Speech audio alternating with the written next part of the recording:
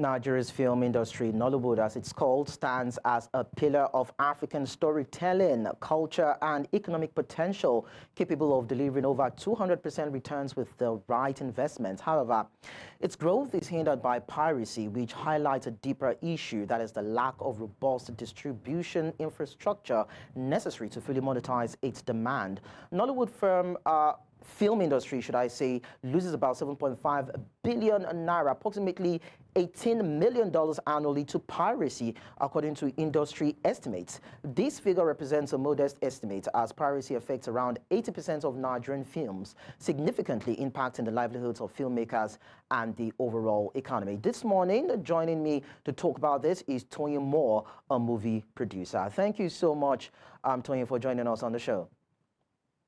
Thank you for having me. Good morning. Of course. I'm even glad that you're a movie producer. So how deep and disturbing is the issue of piracy in Nigeria's movie industry? It is very disturbing. I wouldn't even know how to measure how deep it is, but I would say that it is quite disturbing because it's affecting us in ways that we're not even aware of. Recently Netflix was said to pull out of Nigeria, that there will no longer be Netflix originals. The talk has been going on for over almost about 8 months or so. We've had that that information going down. And first of all, there was Prime, Amazon Prime or Prime Videos, that pulled out of Nigeria. Most people just think it's some sort of conspiracy or whatever. It's not. It's because our subscription base in Nigeria is so low. You'll be shocked with all the noise. And this is because I would say that piracy has a lot to do with that as well. So a producer goes in and does this great work, and even when there are supposedly distribution windows, they're not able to take advantage or totally, exploit those windows because of piracy. I don't know if this answers your question. Of course it does. I'm actually enjoying, the expose you're giving to this, knowing fully well that a lot of money would have gone into the production of these movies. But then when you have other platforms or other avenues whereby people can actually get access to these works, to these intellectual works, they would definitely do that instead of going to some platforms that have those kind of work that they can go to pay for and have those monies coming to those who have those works. And, it makes it easy for movie producers to gain resource back in terms of revenue for what they've put in. But when you have those platforms, I mean, it's a loss in some way. But then let's look at this. Piracy of intellectual works has been in existence for decades. And there have been campaigns, there have been raids, there have been different measures to curb the illicit act. But it seems a daunting task. So I'd like to find out what the enablers are. Are there players within the various sectors of the industry that engage in this and allow this to fester? Or what are the issues when it comes to piracy that seems as though movie producers and probably enforcers of the law are not able to deal with? I'm sorry to say this, but it's a root cause problem with us as Nigerians, that we're not law-abiding, really. We find we're always looking for shortcuts to things. Even as way back as, the early times that video on demand or VHS, I think, videos, when movies started being distributed in Nigeria, away from the cinema thing, you will find the Alaba marketers and so that filmmakers were crying then that their films were being pirated, because you'll give your film to a marketer, in quote, and you go back for returns, because they used to do this back-end payment where they sell the movie and then they tell you this is how much you made and you make your money. You go there. There have been instances where they say that the producer gets almost zilch, because some people would go and reproduce the said product and sell it under the table for little or nothing, and it's been going on for a long time. Because I was in distribution myself, I was heading a film production company, and I was head of distribution, so to speak, marketing and distribution of that company called Dove Media then. And I remember that even though we tried to distribute through unconventional means like post offices in Nigeria, working with some telecoms company that were selling recharge cards. And even though I would say that was one of the most successful ones we had in that time, in the sense that there was accountability and we hardly lost money through that window. But some person would go and take the trouble and take your film and actually a combination of, let's say, 20 films in one DVD, and they will sell it for little or nothing. Do you know? And of course, the person selling it, the people buying it, we're all enablers. And today now we're on digital platforms and everything. And then you have Telegram. I mean, Funke's last film, Funke Akindele, incredible producer. Her last film last year was shamelessly distributed. People were even sending it to their friends. Have you seen it? Come on, watch it. I can send you the link.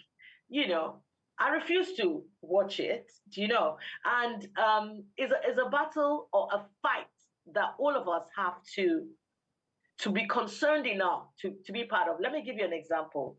Okay, so I make a movie today, and I am trying to get a Netflix distribution. Let's just say I get it, and they pay me XYZ amount of money. I'm able to go back and produce another film, employing the crew, the cast, and so many people. And that money doesn't come just to me. It is spread amongst, those in our creative industry. And multiply, like, say, example, 10,000 producers are making money, are able to reproduce and all of that. It would definitely have an impact on the economy.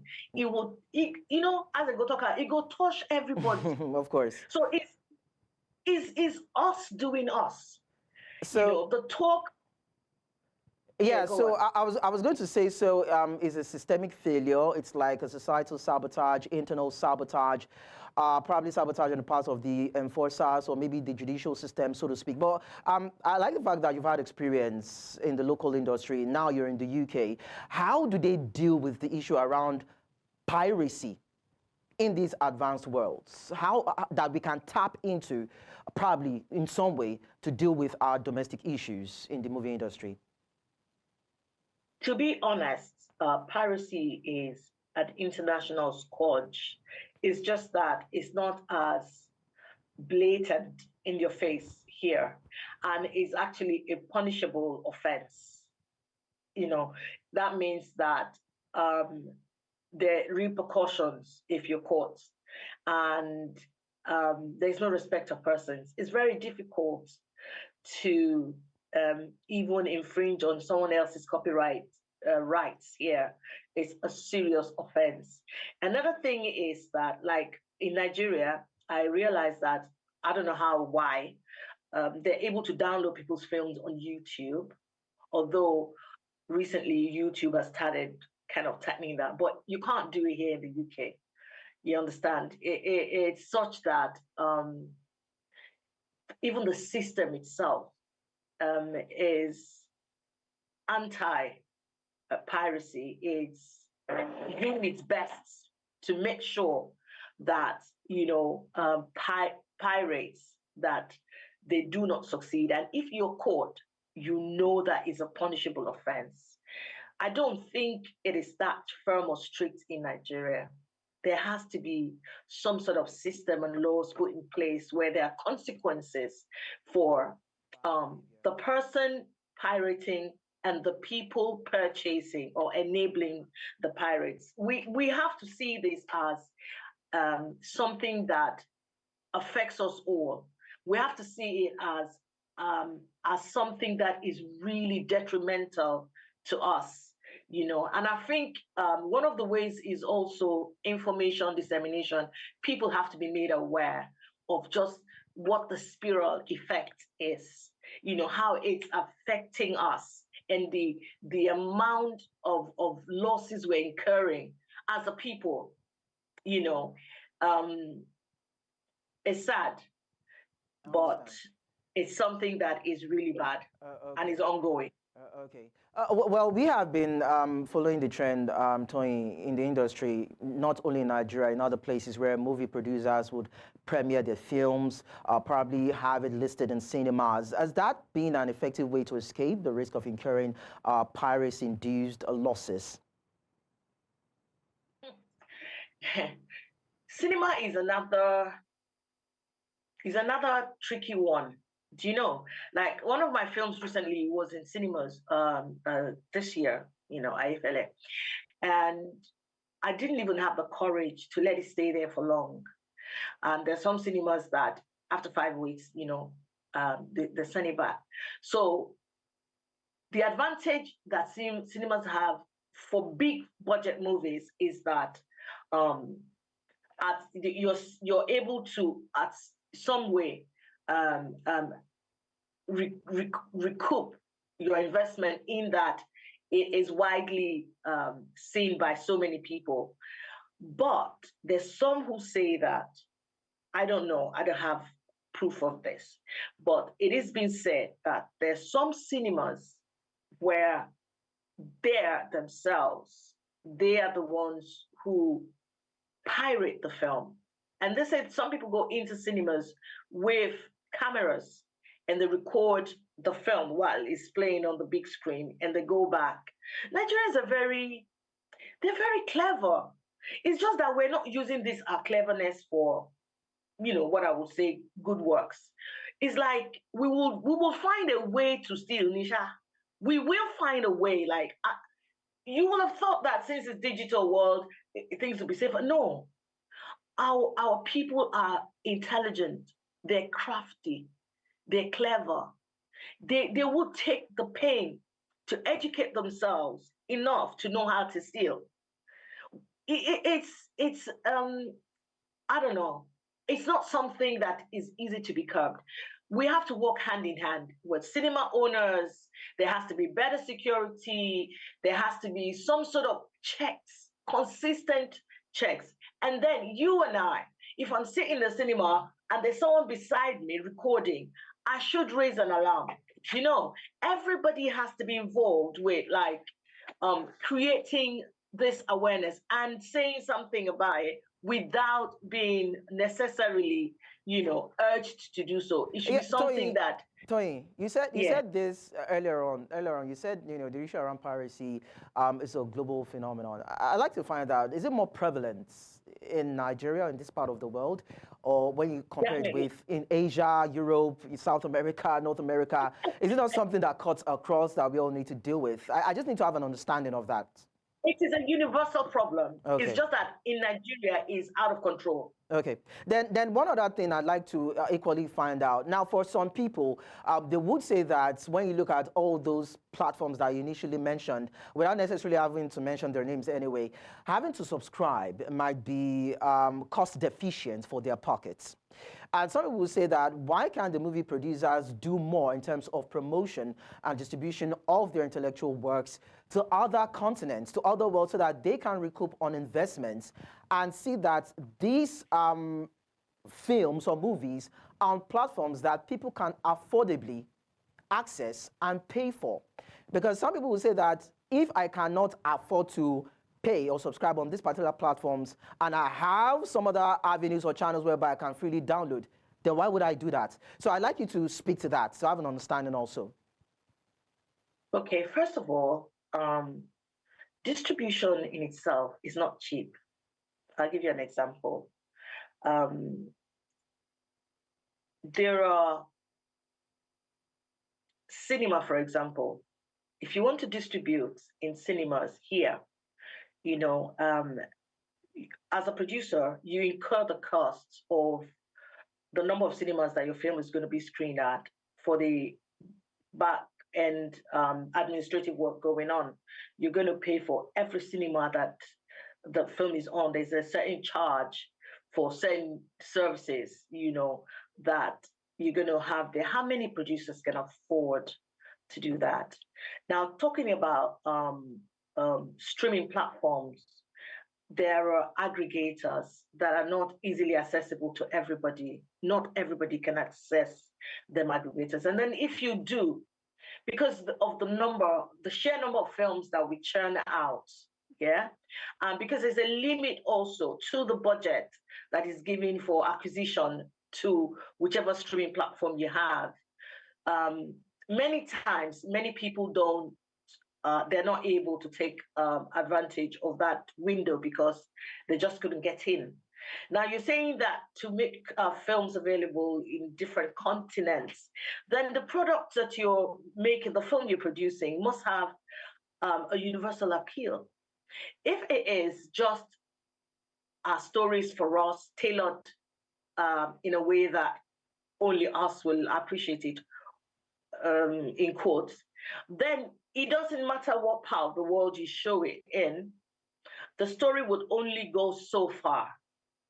They're universal stories. Do you remember the days of The Rich Also Cry, when they first brought those North American films to Nigeria, how every household would be at home same time to watch these stories, because they were stories that were sort of a bit relatable, So if we make our stories such that it has what I would call a universal appeal, then you can now start exploring, putting the films on different platforms. But I would say that Nigerian producers are incredible, like on YouTube, which is, I think, one of the most successful windows so far, in the sense that it allows for everyone to be there, and to put the film out there, and then to now find a way to create awareness for your film that is on YouTube, because YouTube can be accessed like from any part of the world. It's just one of them windows.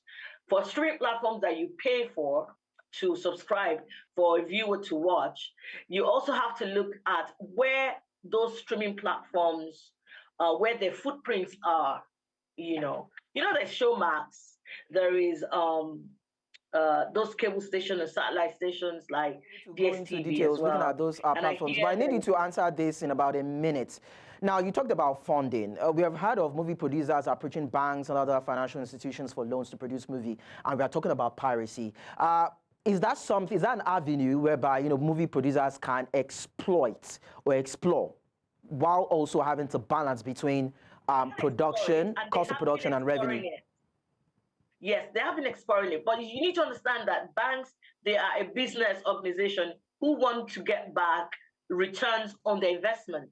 So there's so many people that have gotten those funds, and it is still one of the ways that you can get, funding. If you do a collaborative work with a distributor and you present your projections in such a way that any financial institution would want to, I think Nigerian banks are doing great. They are contributing. Okay. They're actually supporting a lot of filmmakers. All right, Tony Moore, thank you so much. I guess that's where we're going to end this conversation. Of course, you're a movie producer. We appreciate your profound contribution on the show this morning. Thank you.